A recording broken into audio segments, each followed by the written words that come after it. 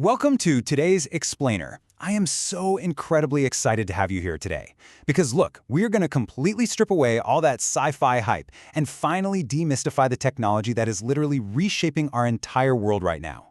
Okay, let's dive into this. How does AI actually work?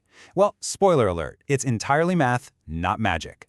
So here is our roadmap for today. Number 1, what is AI really? Number 2, inside the neural network. 3, how AI actually learns. 4, the LLM revolution. And finally, number 5, math, not magic.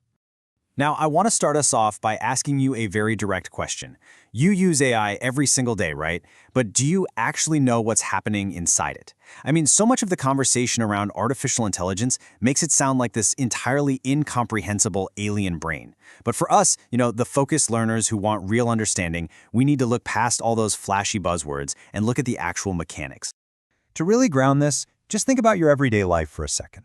You are already interacting with AI constantly. When Google Maps predicts your fastest route home, or when Netflix eerily recommends the exact show you're in the mood for, when your email automatically filters out all that spam, or even just when your phone unlocks by scanning your face. See, these everyday tools aren't just neat little tricks. They actually run on the exact same core mathematical principles as those massive chatbots dominating the news right now. Moving into Section 1. What is AI really? Moving beyond rules. You see, there's been this massive shift in how we build technology. For decades, traditional software relied entirely on programmers typing out explicit, hard-coded instructions. Think, if the user clicks here, then do this. It's incredibly rigid. Artificial intelligence, though, it flips that entire model completely upside down. Instead of writing those rigid rules, we feed the computer millions of examples and just let it find the statistical patterns. So we don't tell the computer exactly what a cat looks like using lines of code. No, we show it a million pictures of cats, and it learns the pattern all by itself. Which brings us to Section 2, inside the neural network, the building blocks. First off, let's clarify some terminology, because you've probably heard the terms machine learning and deep learning thrown around all the time.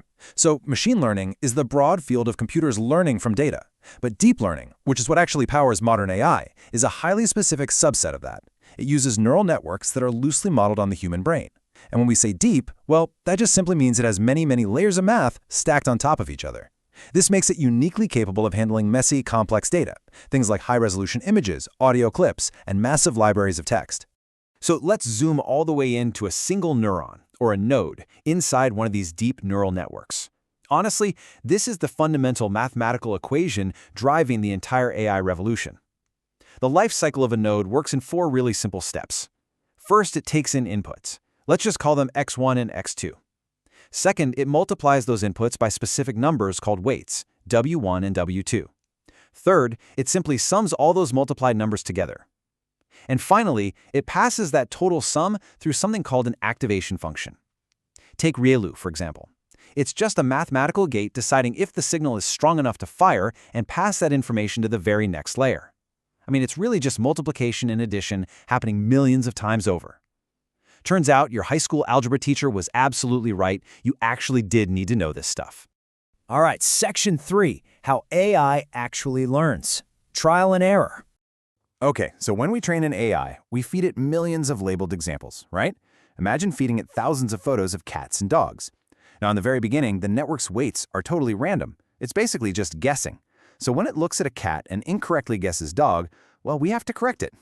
So the crucial point is this process called backpropagation. Whenever the network gets an answer wrong, the error signal literally travels backward through the network. It automatically tweaks all those little numerical weights we just talked about, ensuring it makes a much better guess the next time around. And the compass guiding all of those tweaks? That's called gradient descent. Now, I know that sounds like a super dense, intimidating term, but it is beautifully simple in concept. Gradient descent is simply the mathematical technique used to find the exact weight values that minimize prediction error. Just imagine you're trying to walk down to the bottom of a pitch-black valley, and you're just feeling the slope of the ground with your feet. You just keep stepping downhill until you hit the bottom. That is gradient descent. It's literally just the math of minimizing mistakes. But, training isn't always smooth sailing. Engineers constantly have to balance 2 major failure modes, overfitting and underfitting. If a model overfits, it actually hasn't learned anything. It's more like it just perfectly memorized the study guide, and it's absolutely going to fail the actual test when it sees brand new data. On the flip side, if it underfits, the model is way too simple and misses the core patterns entirely. To solve this whole Goldilocks problem, engineers use regularization techniques, things like dropout and weight decay, to force the network to genuinely generalize its understanding. And that actually brings up a huge difference in the AI world: training versus inference. So training is that rigorous trial and error process of adjusting all those weights using millions of examples. It is incredibly expensive and takes weeks running on massive clusters of thousands of high-powered GPUs. But inference? Inference is when you use the finished, trained model to answer a question. All the heavy lifting, the hard math of finding the correct weights, is already done. So it just runs your data rapidly through the established network. And that is exactly why creating the model takes months, but when you ask the finished AI a question, it replies almost instantly. Moving on to Section 4, the LLM revolution, predicting the next word. Large language models, or LLMs, are trained on vast amounts of text from the internet, books, and code. But here's the catch: computers don't actually understand English. They understand tokens and embeddings. We break text down into little chunks called tokens, and then we convert every single token into a long list of numbers. This is called a vector, or an embedding. These numbers map out the mathematical relationships between different concepts, and this brilliantly illustrates how, by turning language into pure math, the neural network can actually process and manipulate it. I mean, you've definitely heard of ChatGPT, right? But what does GPT actually stand for? Let's break it down. Generative just means it produces new content. Pre-trained means it spent those weeks on massive GPU clusters learning from general data before doing any specific tasks. And transformer, well, that is the secret sauce. The transformer is a revolutionary neural network architecture introduced in a breakthrough 2017 paper called Attention is All You Need. It allows the model to weigh the importance of, or pay attention to, every single word in a sentence in the context of every other word. This grants it an unbelievable grasp of human language structure. And all of this is to do one amazing thing: predict the next most likely token billions of times over. It's essentially the world's most powerful autocomplete. But as you can imagine, predicting the next word based purely on raw internet text can lead to some pretty chaotic or, frankly, unhelpful answers. So to fix this, companies use a really clever fine-tuning technique called RLHF, or reinforcement learning from human feedback. Real human raters look at the AI's answers and score them.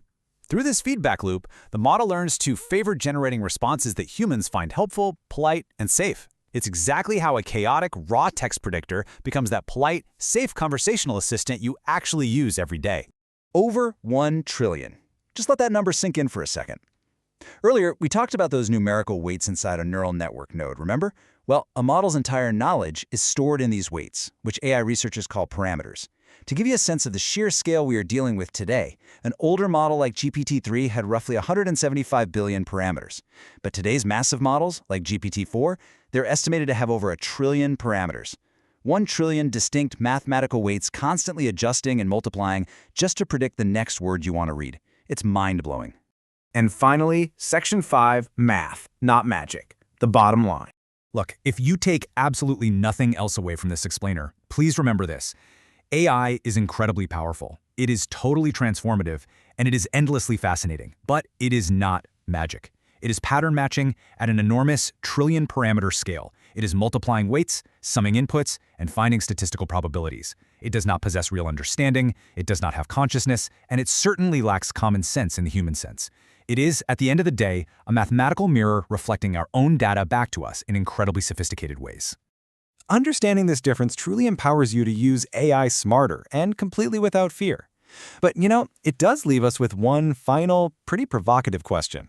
If just predicting the next word using 1 trillion mathematical weights can perfectly mimic human intelligence, then what exactly is human intelligence in the first place? Think about that for a bit. Keep learning, stay curious, and I will see you in our next explainer.